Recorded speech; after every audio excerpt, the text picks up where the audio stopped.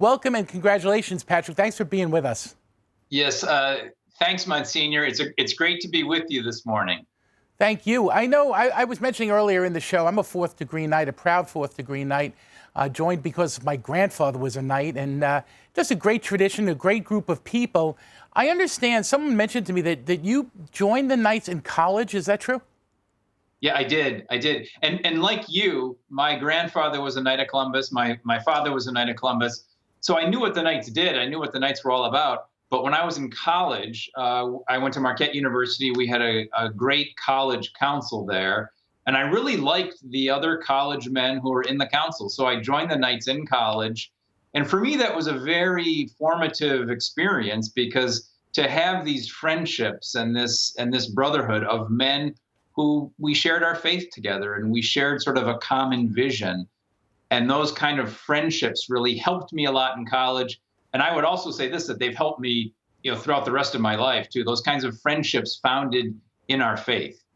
I think there seems to be a trend in colleges now. A lot of younger men are joining the Knights, and we're showing spots every day that highlight so many of these young men who are joining the Knights and how their lives, like you say, have found community and found support for their Catholic faith in the midst of joining the Knights in college. Are you seeing that trend start to go up? Yeah, I think we are seeing that trend. We live in an age of isolation, so we're more connected than ever, I think, with the iPhone and all sorts of different social media. But that doesn't mean that we're really connecting and sharing really quality friendships with one another. And I think what the Knights are offering young men is this opportunity to come together and to be part of something really great, to be part of something bigger than themselves. And so I think we're seeing that trend among younger men, college men, and men in their 20s and 30s and 40s who really need that. They need that kind of connection that perhaps men in other generations had, but it's a real need right now. Are you seeing some things that the Knights do that you really want to enhance and continue to develop? I mean, I have spoken, I can't even begin to tell you how many communion breakfasts that I've spoken at for the Knights over the years, but those communion breakfasts have a point. First of all, to worship their God, to celebrate Jesus in the Eucharist, but secondly, to raise some money so the Knights can continue to do the great apostolic work they do in the community. What about you? Yeah, I think so that great charitable service, we're going to continue that, obviously. We do, as you mentioned, Monsignor, each year we do over 70 million volunteer hours of just charitable service, which is it's a great example of charity. So we're going to continue that work, our charitable service work. We're going to continue working to protect Catholic families through our insurance program. But I also think that what we're going to focus on is really something we've always been doing, is focusing on the family and focusing on strengthening the Catholic man and strengthening the Catholic family. I think a lot of men who are raising families today are having a tough time. This is a really tough culture to raise a family in, particularly if you're trying to keep your kids Catholic. So that's really, really hard. We put out a video series last year called Into the Breach, which really talked about what it meant to have to be a strong Catholic man, to lead your family, to be a man of faith. And it was very, very popular. And I think we're going to be doing more of that. We're working on a series on marriage next, which is going to show men what does it mean to have a healthy, strong Catholic marriage. So I think it's a new emphasis that we will have going forward is strengthening the Catholic man. And the Knights, we always read the signs of the times, and I think that's something that we really need to focus on is strengthening the Catholic family. I love the fact too that you're using media and using it so darn well. I mean, it's just so impressive. I've been doing this ministry for 15 years at the Catholic Faith Network, and one of the things I've noticed over time is that the Knights have gotten much more involved in very high quality, and why not high quality? Jesus deserves that, media. And that's what you're doing. I think that's a great contribution. That'll continue, I assume, with this new series.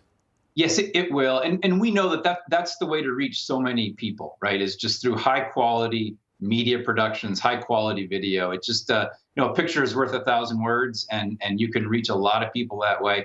And as you say, Jesus deserves high quality, so we're going to continue that high quality work.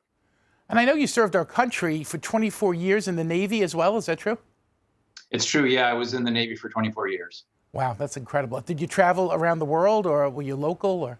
Yeah, I did. Well, I was based out of Norfolk, Virginia, and Washington D.C., but I also was deployed on ships, and so yeah, we traveled. I traveled quite a bit in the Navy, everywhere from Iceland to Cuba to Africa. Wow.